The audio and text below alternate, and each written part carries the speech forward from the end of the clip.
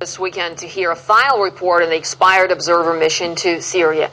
It's widely expected to condemn President Bashar al-Assad, who has continued his crackdown on protesters despite promises to stop. And as RT's Marie Finashna reports, there's little doubt that the findings will be used to bolster calls for military intervention. People taken to the streets may look like a real force of power, and indeed be one. But in Syria, protest has apparently failed to prove that. Months of bloodshed, with no sign it's going to stop anytime soon. Khalid Hodja from the Syrian National Council, the country's main official opposition body, says making the people's voice louder and bringing an end to the violence is what the SNC was created for. Our main goal is to help the Syrian people, to represent them in the international community in order to reach the Syrian people's freedom. Although it's been run by Paris-based exile Barham Ghalioun, the SNC has been recognized as the country's legitimate government by the new Libyan authorities and supported by some EU and NATO countries, which has made some doubt the Council's innocent intentions. With regards to Libya, the promise that NATO made to the National Transitional Council prospective leaders was that they'd be given a major seat at the table in a new Libya. So there's power broking going on behind the scenes, and I absolutely wager that the same thing is happening with Syria. They've either been bought off financially or they've been promised a major role in a new Syrian regime. The National Congress in Iraq, Libya's National Transitional Council and the Syrian National Council. And it's not just their names they have in common. Supported and sponsored from abroad, they unite opposition forces and their major goal is to overthrow the regime. But there is a difference too. The SNC's headquarters are not in Damascus, but here in Istanbul. We are not talking about democratic regime. If I go to Syria, we have, we have to be executed there. Khalid says he spent 15 years in jail in the 1970s and 80s just because his father supported the opposition. He claims nothing has changed since then and the oppression has to stop. But how is another matter. It's a dictator regime and cannot be moved without any pressure. Claiming they're only going to rely on political and diplomatic pressure, the SNC too is now cooperating with the Free Syrian Army, fighters who've defected from Assad's military in what's a clear shift from the SNC's initial, entirely non-armed peaceful stance. The Council also sees humanitarian corridors and buffer zones as options to protect civilians in Syria, even though these might mean foreign troops arriving. This is a NATO Istanbul-Paris operation where the Syrian National Council is being used to advance an agenda that it's a NATO agenda because they don't want, they want to destabilize Syria because they want Syria to be part of NATO, at least linked to NATO. Hello everyone, welcome to Global Government News. Today is Monday, January 23rd, 2012, and I'm Darko. This is my website, GGNonline.com. Also on YouTube, if you'd like to visit, it's at ddarko2012. All the headlines and links will be in YouTube's video description. There's a poll up here, it just closed, so I'll try to put up a new one today. But it was, do you believe there will be a military conflict with Iran this year? The ending result was 69% said yes, followed by 16% saying maybe. You can follow by email. There's a news archive right there.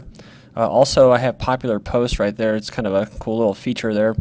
Also, donate if you'd like to help me there. Okay, moving on. We have a lot of big stuff on Iran right now, and that's what I'm going to be covering mostly, and how it's all tying together. And then we'll finish up with Syria. Iran warns neighbors not to join isolation attempts. So this is from January 20th from The Guardian. Tehran has warned its Gulf neighbors that it would be, quote, dangerous, end quote, for them to join a Western-led effort to isolate Iran, which they've been doing already, with the warning coming as a meeting of European ambassadors in Brussels failed to agree on the details of an EU oil embargo. It's interesting, I just watched a video with the former British, I think MI6, Mr. Coleman, talking about how Brussels was kind of like the Vatican, kind of like a de facto capital of this Illuminati government or world government The Council of 300 is what he was talking about, and they're the ones that make the decisions out of Brussels, and a lot of their presidents and that come from there, like in the EU. Okay, was she executed? Iranian molecular scientist 30 shot dead in car outside her Texas home while talking on cell phone to ex-boyfriend. That's right. So I guess she was outspoken about rights in Iran, female rights and that. So who knows? Maybe she was killed by the Iranians. Maybe she was killed by the United States. But either way, it's a second Iranian scientist that's been killed recently.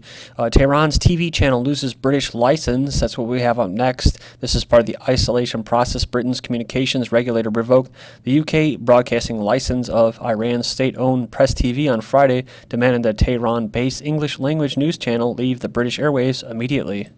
And they give their reason, which really doesn't mean a damn thing to me, because it's just all about timing, right? So they gave a reason about a false confession that was made, and then you just look at Fox and CNN, and you see those propaganda arms of the government here doing what they do, and so they don't get shut down. It says here, UK Press TV ban prelude to Iran war. So this is how they see it. A political analysis says the British media regulator Ofcom shut down Press TV in the UK to prevent the broadcast of truth about Iran and to set the stage for an attack on the country. Next up, we have Iran morality police cracking down on Barbie dolls. So it was titled differently, but if you go to the Huffington Post, it calls it the morality police. So just kind of a little skewed. Of course, it's coming from Rothschilds, Reuters, and the Iran's morality police are cracking down on the sales of Barbie dolls to protect the public from what they see as a pernicious Western culture eroding Islamic values. And it says here, this is after the West imposes the toughest sanctions ever on Iran, and tensions are rising. And look at this, objective comparison of the U.S. to regimes labeled repressive. How does America compare to China, Iran, Saudi Arabia, and other repressive regimes? Americans often proclaim our nation as our nation. It's not our nation. It's a corporation. It's not ours. We're the cattle. As a symbol of freedom to the world, while dismissing nations such as Cuba, China, being unfree. And of course, that's why we were attacked, right, by the CIA asset bin Laden, because we were so free. They just couldn't stand other people being so free, so they had to attack the towers. The United States now has much more in common with such regimes than anyone may like to admit. The list is assassination of U.S. citizens. Nations such as Nigeria, Iran, and Syria have been routinely criticized for these killings of enemies of the state. Indefinite detention. U.S. has passed a law of allowing indefinite detention of American citizens. They have arbitrary justice. The president now decides whether a person will receive a trial in the federal courts or in military tribunal. Warrantless searches. U.S. routinely conducts warrantless searches. War crimes, which, Libya, Iraq, there's many examples of that. So, just to kind of even it out, am I pro-Iranian? No. Am I pro-U.S.? I don't know. I guess I consider myself a U.S. citizen, but I guess if we are, quote, free, then I have the right to do what I'm doing right now.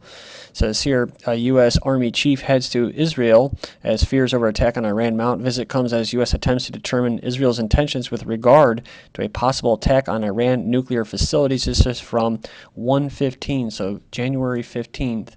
Next up, we have Iran calls for Israel to be punished. It says terrorism has a long history in some countries like Zionist regimes. Says here, senior Iranian official demands retribution for assassination of nuclear scientists attributed to Israel. Then we have China begins to turn against Iran. This is from the Telegraph, so just throw that out there. Iran slipped further into global isolation on Thursday as China, its traditional ally, warned Tehran against its pursuit of nuclear weapons. That's what it's all based off, nuclear weapons. The Pentagon admits an elite U.S. Commando team has been deployed near Iran. The SEAL team that stormed Osama bin Laden's compound last May, which I don't even believe really happened. Maybe they did go there, but I don't even know if that was bin Laden or the right person. Put special forces commandos on the map. So it says here, and I guess this individual, Spencer Ackman's story at the Danger Room, reported that a new elite commando team is operating in the region. He spoke with military sources reportedly that say the team is on the ground to instruct local troops in the special operations. And it's the first time the U.S. has acknowledged the existence of the team. This is from January 8th. I think most of you are aware of it, but just again, just tying it all together, deployment of thousands of U.S. troops in Israel, a start of war against Iran. They said it was for an exercise, but the exercise was being called off. Africa, Libya, and NTC, 12,000 U.S. troops to Libya. I'll cover Libya in the next video, but there's two reasons for it. There's pro-Gaddafi, Jamahiriya, green flag, those type of supporters that are fighting against the what they call the traitors and the terrorists and stuff like that. And it could be for that's escalating, or it could be for Iran. So either way, it's worth putting out there that there's building up troops and ships and that warships. Official, the EU Council bans Iran's oil exports, gold trade, and petrochemicals. This is from January 23rd. The EU Council has today broadened the EU restrictive measures against Iran. Says today's decision target the sources of finance for the nuclear program, complementing already existing sanctions. The Council also froze the assets of the Iranian central bank with the EU while ensuring that legitimate trade can continue under strict conditions. Trade in gold, precious metals, and diamonds with Iranian public bodies and the central bank will no more be permitted, nor will they deliver the delivery of the Iranian-denominated banknotes and coinage to the Iranian central bank. And the Iranian central bank, just like Libya, if you have a central bank, you're in the radar. You're in the crosshairs of this global governing body. You're not supposed to have gold. You're not supposed to have central bank. You're not supposed to have your own resources. So it says here, BP, unless you have like BP in your country doing contracts, which they did before, but like I said before with Libya, that a lot of that stuff was actually going towards the people. Says here, BP exempted from U.S. ban on Iran oil. So it says here, they have reportedly convinced U.S. lawmakers to exempt a BP-led project from the newly proposed Washington sanctions on Iran. This is a big point here. There's a clear indication that the West is pushing for stricter embargoes on Tehran without harming its own economy. So that's very interesting. There's an article, hopefully I'll get to, that says that the oil prices are actually going to go down because Iran's going to have to undercut. There's a lot of oil out there, and so they're just going to have to lower their prices. It's actually going to lower the price of oil or gas, eventually gasoline, hopefully. U.S. slaps sanctions on Iranian state-owned banks. So Obama regime on Monday imposed sanctions on Iran's third largest bank, making it harder for Tehran to access the world financial system. So we already kind of covered that. But it's coming from Obama, it's coming from the EU, Britain, U.S., and France, and warships through Strait of Hormuz. This is the next big news. Britain, America, and France delivered a potential signal to Iran, sending 6 warships led by a 100,000-ton aircraft carrier through the highly sensitive waters of the Strait of Hormuz. Then Israel's Netanyahu EU oil embargo on Iran step in right direction. Quote, a nuclear Iran could block the Strait of Hormuz. It could stop the delivery of oil. It could dictate oil prices. Also, the Europeans understand that. So there you go, oil prices. Next up, we have Iran definitely closing Strait of Hormuz over EU oil embargo. So the EU foreign policy chief, Catherine Ashton, basically was threatening him with sanctions so they come to the table and capitulate. However, with Washington's decision to deploy a second carrier strike group in the Gulf, the EU's attempt to pressure Iran economically could greatly increase the likelihood of an all-out war in the region. And how could it start? Well, Great Salt Desert Bunker could be the trigger for an attack on Iran. And according to Western intelligence agencies, Iran was building a covert plant where uranium could be enriched in secret. And when I was doing my research in 2008 on attacking Iran, one of the things was Seymour Hersh's research and his articles that were compiled said that they were going to do strategic strikes first, airstrikes, and then they would go in there and start assassinating generals. U.S. actions make China-Russia alliance appealing. So China was basically isolating Iran. Now look at this. As U.S. aircraft carrier groups gather in the Arabian Sea, a showdown between Iran and the West is rumbling on. And Obama's Keystone denial prompts Canada to look to China for oil sales. The key word is may. I don't think they are. Cameron, Merkel, and Sarkozy say we will not accept Iran acquiring a nuclear weapon. So just like all the rhetoric in 2008, Iran frightens me, Canada's Harper says, beyond dispute that Iran is building a nuclear weapon. Then from oilprice.com, why oil prices are about to collapse. Of course, British Petroleum and Goldman Sachs get, and they say although there will be a short-term price rise, in the medium and long term, the embargo will act to reduce oil prices. You can check that out. Then we have India joins Asian dollar exclusion zone, will transact with Iran in rupees. Russia says they will stand firm with China on Syria and Syria's sanctions. EU extends asset freeze and travel ban. So maybe they'll declare it a humanitarian corridor, start dropping bombs. Syria says Arab League roadmap is a, quote, attack on their national sovereignty. And finishing up, Lebanon slams Arab League approach to Syria. And besides guns and ammo, Russia now to deliver combat jets to Syria. This is GGN and I'm Darko. Thank you.